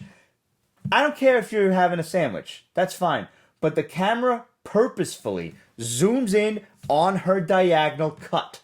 Now, Nick Fury said in Captain Marvel that he can't eat his toast diagonally. Mm-hmm. If it's cut diagonally. And then in Ultron, we see... Actually, back to Ultron, we see him cutting his toast diagonally. Therefore, Nick Fury was a Skrull, as proved in Far From Home. Still with me? Still with me. I'm expecting you to pull out a red string and start connecting dots. Zoom. do that really we got well. to Oh we my actually God. got to make that meme. That needs to happen. Yeah. Cinematically speaking, there is no reason to zoom in on her cut of the toast I agree with unless it means something. Or unless they want to just distract us with a lot of this. Could be. The Russo brothers have been known to be assholes about that. They are. Where they're like, oh yeah, Nova's in the scene. he's Mad not. people was like, Pausing it, freeze framing it. and they're like, yeah, no, he was fucking with you and it ain't even April Fool's. Dick move, gentlemen. Funny, but dick move. Nonetheless, the fact that they zoomed in on her cut, also the fact that, let's face facts, Scarlett Johansson, ridiculously hot. Stupid hot. There's no way that they kill off a cash cow like that. They know degenerate dudes are just going to go see the movie for Scarlett Johansson's rack and ass. I believe that. That's like at least 10 to 15% of why I want to go see some movies. I'm just telling you right now. All right. I love my comic book movies, don't get me wrong. But the fact that it's ScarJo in an outfit like that, I'm like, I'm totally fucking fine with You saw the white suit? Yeah, the white suit's pretty fucking cool. Vegetable Tube says they should intro Victor Von Doom. I think maybe we'll get a mention, but I don't think we're going to get anything I'm yet. alright with like mentioning Latveria Yeah. and stuff like that. I Or don't- even saying his name. Because nobody's been cast yet, nothing like that, and we're gonna need a big announcement for that, I think. So I wouldn't bank on that, but I would definitely say we could get a name drop. Absolute says Wonder Woman trailer tomorrow. Yeah, I heard. Breaking Nerd News has told us that there's going to be possibly several trailers dropped this weekend from some. There's a convention going on. Yeah. I don't remember what it is. So as soon as we know something, you'll know something. Also, Taskmaster. A lot of people are a little bitchy about him not looking like he does in the comics. Or the suit could have been better. First of all, he's never going to have the cape. I don't think we'll ever see the cape because I think the only guy in Marvel that have a cape is Vision. Yeah. And Thor had a cape for a little while, yeah. but not no more. No. I mean, as we learned in Incredibles, no capes. No capes. One thing. Yeah, okay, I do admit that if you look at regular Taskmaster and then you look at Boss Logic's redo of that scene, Boss Logic nailed the shit. But Boss Logic always Nails it. Yeah. It's true. Taskmaster could have looked better, but this is a teaser trailer. And as we've seen in all MCU movies, costumes evolve over the movie. Yeah. So maybe this is just his first outfit. He could have another outfit that's more comic accurate. I believe that. That's possible. Yeah. So All we know, this scene could be cut from the movie, period. Tattoo. So here's a novel idea. Let's just wait and see. What an idea. Says a guy who has like yarn connecting all the plots and stuff like Don't that. you judge me. Toast and stuff. I'm just saying she's a Skrull. Because Scarlett Johansson is too hot to not be in any more Avengers movies. She's gotta come back. It's that simple. So, there's my final word on that matter. I am a little, like, when this shit comes out in May, though. We have a long-ass wait before our next comic book movie. The thing is, Disney has plenty of stuff coming out. Yeah, Did you see the Mulan trailer? No. Does it look good? Yes, it does! Oh my god, I was like, there's no Mushu. I know. There's no singing. But there was a music background in the little scene, which is kind of cute. I don't expect it. Now, if there's no Ming Na, I'll be pissed. Ming Na needs to show up in this movie. Just on principle? Just on principle. Do it justice. She was Mulan. She needs to be in this. The fact that she's probably hotter still than this Mulan still hot. is just like unfair. She's, what, 54? Ridiculous. She's just like stupid. Like, Perfect. Go ahead, hit me. She is that quintessential Asian meme of not aging. She's not going to age until she's like 80. Mm-hmm. She's going to be perfect until she's fucking wonderful. Yes. And she's very active on social media. She's fun, too. She's fun. She's a fun follow. All right. 2 more. Mad Cave Studios, Over the Ropes. I didn't get a chance to read this. It's about wrestling. Like, we should have the guys here for this. Oh, yeah, the IWW guys. It's literally a story of this guy who's just into wrestling, and he's just a jobber. Somebody who just does the filler things, a little fight, and then just loses for other people, which is not major, shitty pay. And at one point, the head of the company is also the champion. He's old and he's had his fair share of time, so he wants to give the title over to his son, which is really douchey. But sadly enough, small companies tend to be special that way, I've heard. So he's about to do it, but his son gets arrested. So he wants to have this kid go in as his son, win the title, and then by the time things come around off the tour, Right. He just turn it over to him. It'll just be his son that won it, so it'll be all good. He shows up that day to the match in his own gear, which is Phoenix. He wins the match, because that was the plan of it all. That's the way it was figured out, so they weren't going to just change the match up. And needless to say, there's like this big hoo-ha-ha about how they won and stuff like that. I think a hitman was hired to take him out. And yeah, it's just like real. Fun fact, this may seem fantastic, but there's been some really messed up in wrestling. And what's this? I think Vice. It's either Vice or El Rey, because these are my two channels that I just like watching. The Dark Side of Wrestling. And they've been murders in the back of behind the scenes and stuff like that. Like one in Puerto Rico where Tony Atlas was holding a body that was dying. It's wrestling has a dark and long history. Like it's not WWE. WWE is like the Disney-fied version of wrestling. But yeah, there's definitely whoring and murder and gambling. Like the Yakuza like has a strong say in the Japanese version of wrestling over there. So this is not that far-fetched. Wow, that's pretty crazy. I never knew about that. Yeah, like Dark Side of Wrestling. I gotta look that shit up. Yeah, I will watch that. it is Hell crazy. out of that. Yeah. Oh, and by the way, just to let everybody know, the IWW event cheat code ended up getting unfortunately canceled on November 30th. So we're looking forward to the re-up, and we'll have an announcement hopefully soon from the guys, and we'll get to the next wrestling event because I was really looking forward to it. I do love them guys. They put on a great show. Your girl, My girl. from the show, She has a specific Twitter feed that's raw. I know. Oh my God. Yeah. I'm so curious to see her. Bannerman 1955 says he has a good wrestling story of a superstar female. Questions at peacebasers.com. We will love to hear it. Send us the full story, and we will read that shit verbatim. We would. If you can share the story, share by all means. You've heard about Macho Man, why he got fired, right? No. Macho Man got dropped by the WWF at the time because he supposedly, allegedly, don't sue us, slept with a very, very, very, very, very young Stephanie McMahon. I didn't know that. Now you know. And knowing is half the battle. G.I. Joe. So there you go. Wow.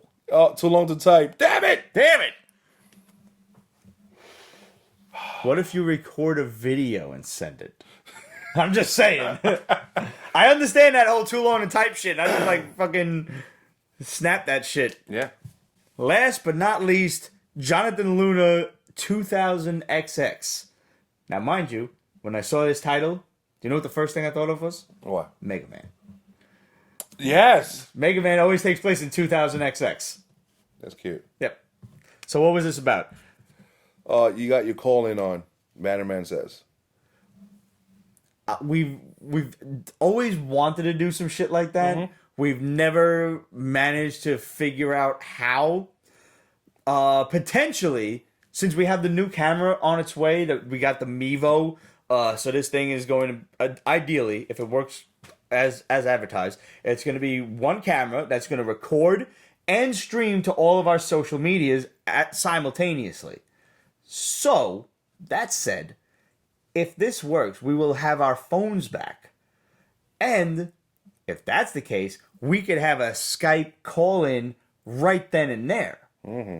So, put that idea on the back burner for the moment. Because if this shit works and I get my phone back... Oh, it's over. Yeah, dude. Okay. That shit... We could have fucking call-ins, finally. We've been wanting to have call-ins since, like, the first days of Patreon. Yep. So, there's an idea. Good one. Good call. All right, so what's this 2000 XX? First of all, did the other Luna brother retire? Like, is he not doing shit no more? I think he did that wolf thing. Wasn't that him for Comixology? I don't know. Gabriel Luna, right? No, that's the Ghost Rider. Yeah. Oops. Geek knowledge. It becomes mushy after a while. Yeah, it does, man. I don't know, but I think they just doing their own thing, and I think he was the one that did that Comixology one. Oh, okay. But I'll have to double check. Anyways, this takes place in the not too distant future, where there's a virus going around that's just decimating the world. Okay. If you get it, you're gonna bleed through your eyes, nose, and stuff, and just die. I mean, really, it's almost Kind of instantaneously. like what's it, Undiscovered Country, right? Was it the whole? Yeah, but that one lasts longer. Okay. This is like really quick, and it's like 1%. Obviously, there's no cure. 1% survive, just randomly survive. You get congratulations, you're one of the 1%ers. Uh-huh.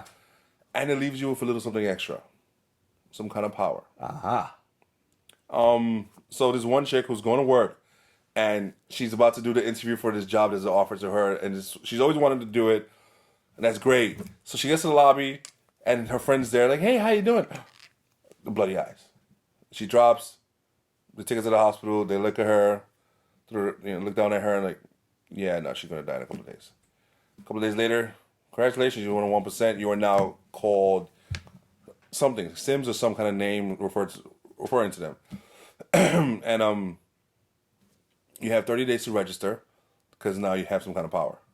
It'll take you a few days to find out what it is and figure it out. Don't practice it. Don't use it. Register. They're not treated well by society, obviously. All of a sudden you have a power. Only a small percentage of people survive, so right. It's very mutantish. So basically, you're faced with people who have not yet gotten sick and the survivors. Yes. And there seems to be very few of both. Mm-hmm. Okay. Yeah. Also, this virus was released through global warming because, in the ice, there's all types of goodies waiting to kill us. Oh, that's right, yeah. Yeah. All sorts of crazy microbes and shit that we're not prepared for. So this takes place in Alaska, actually, which is like, Anchorage is almost like waterfront property now, more so than before. And it's like 60 degrees. Uh-huh. So she goes to a bar for them, and she's still using a mask. And they're like, don't come in here with a mask. Either you're one of them, in which case, what the hell are you doing in here, or you're ashamed of being one of us. So she's like, whatever. So one of them befriends her. Do you know what you do? And she's like, no, I haven't really tried. Just close your eyes and focus on it. It'll just come to you. And when she does that, she just sees this person's internal organs and stuff like that. And she's like, no, nothing. I don't see nothing. So whatever. She goes trying to find her cousin and stuff like that. And he's involved in I forget the name again, Sim or something, gang. There's gangs, because, that's what you do. Sure. And so it's at a restaurant, so he comes in and he's like, hey, blah, blah, hey, how you doing, yada, yada. Except he's kind of like looking back, and it's the gang following him. And they push him, and he falls down, and she goes to his side, because, cousin. And they come at her, and I think they're about to, like, kill her or something. This person is using his powers to, like, push the brother of the cousin aside, and about to use it on her, and she uses her power, and her power is, she just literally obliterated this person. Okay. Like, you see, like, just the guts just fly off this person's face. And that's it, they're dead. And that's her power. Like, I guess she could deal with, like, the human body in such a way that she looks at you and is splat. Scalp over there, cheekbone, It was it was wonderfully gross. So, yeah. And that's where it ends. Cool. Yes. I mean, I trust the Luna brothers pretty implicitly. Separately or together. Yeah, doesn't matter. They've both proven to be excellent storytellers. Mm-hmm. I agree. The Sword is still one of my favorite books. I don't remember if you gave me that or Adam. I don't remember. I think he got me on it and I gave it to you. That shit was fucking really, really good. And what was that other one with the girls? Sword, Girls. Oh, it's called Girls. Ada and something. Ada and Alda. Yes. I think. And there was something, Empire something that came out recently. Yeah, there's actually There more was also that other one with the girl with the superpowers, not the sword. Ultra. That was good. Shit, man. They are so good. They are. I don't think there's been a book that they've done that has not made it to the PB Top Picks. And we don't talk about the PB Top Picks too often, but if you search that hashtag, they all should come up. There's only about 12 up there right now or so, give or take.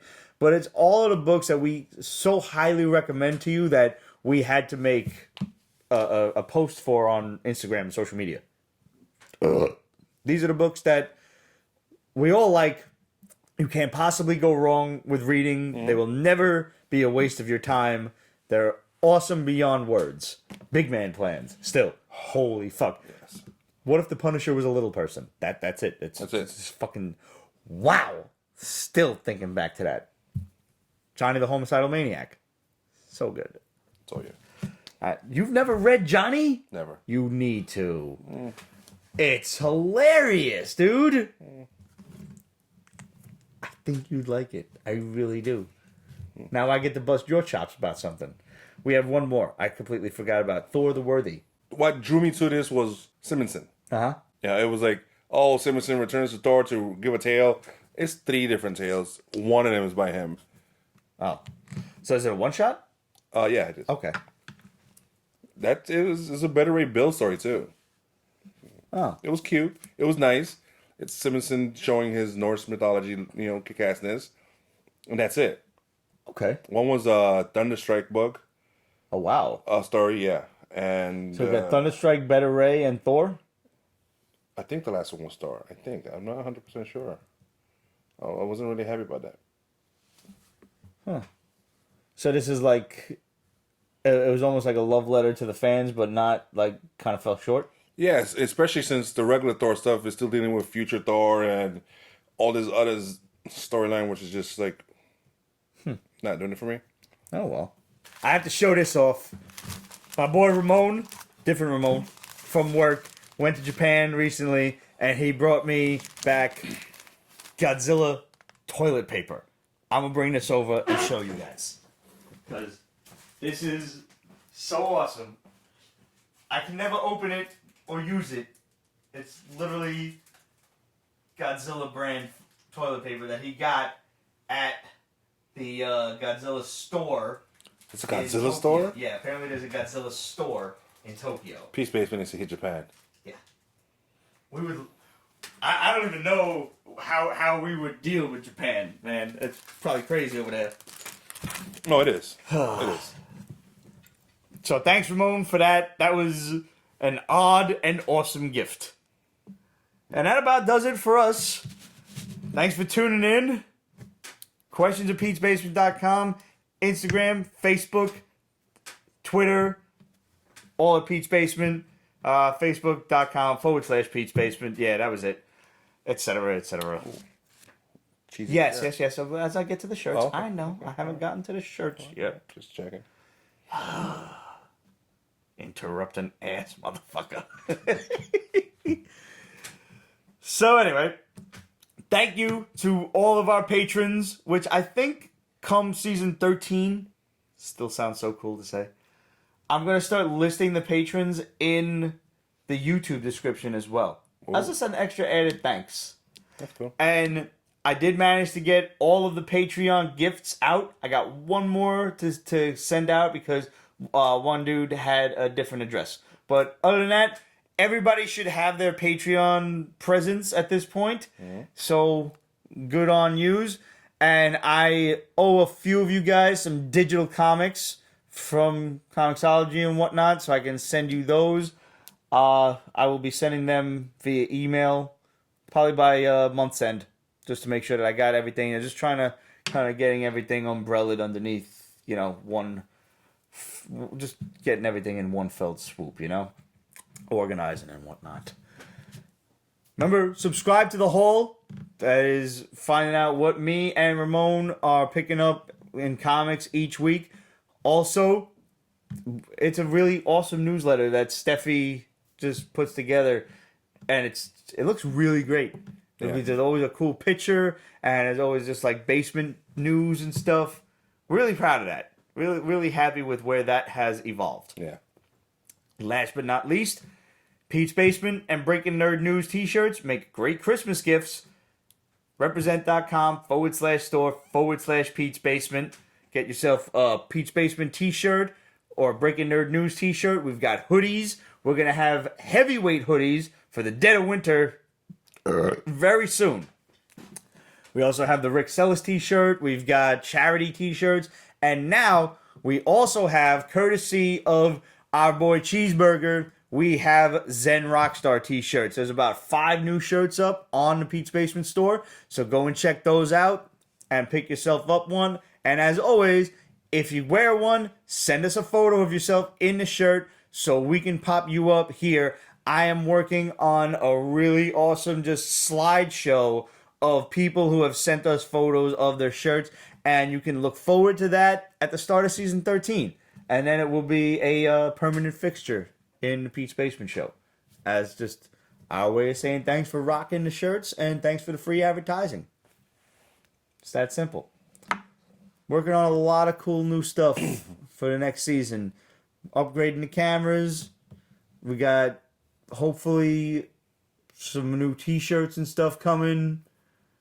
Looking forward to a lot of great stuff. Can't thank you guys enough for always tuning in, always staying with us. I'm going to finish off this glass of whiskey.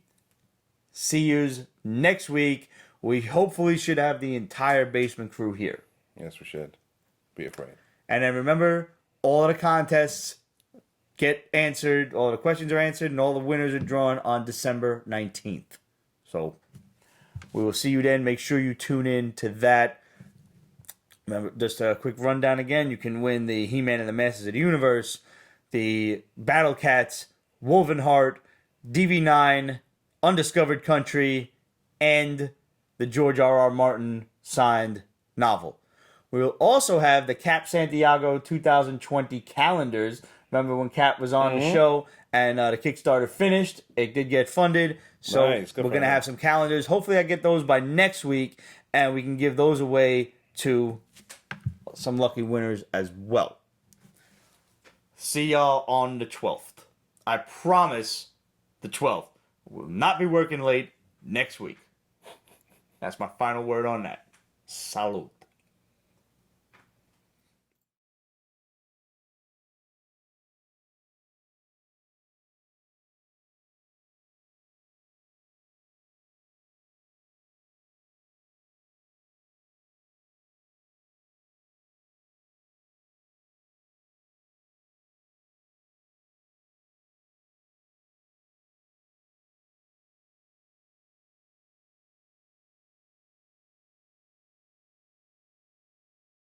Pete's Basement is copyrighted 2019. Ripped Productions. All rights reserved, so go fuck yourself.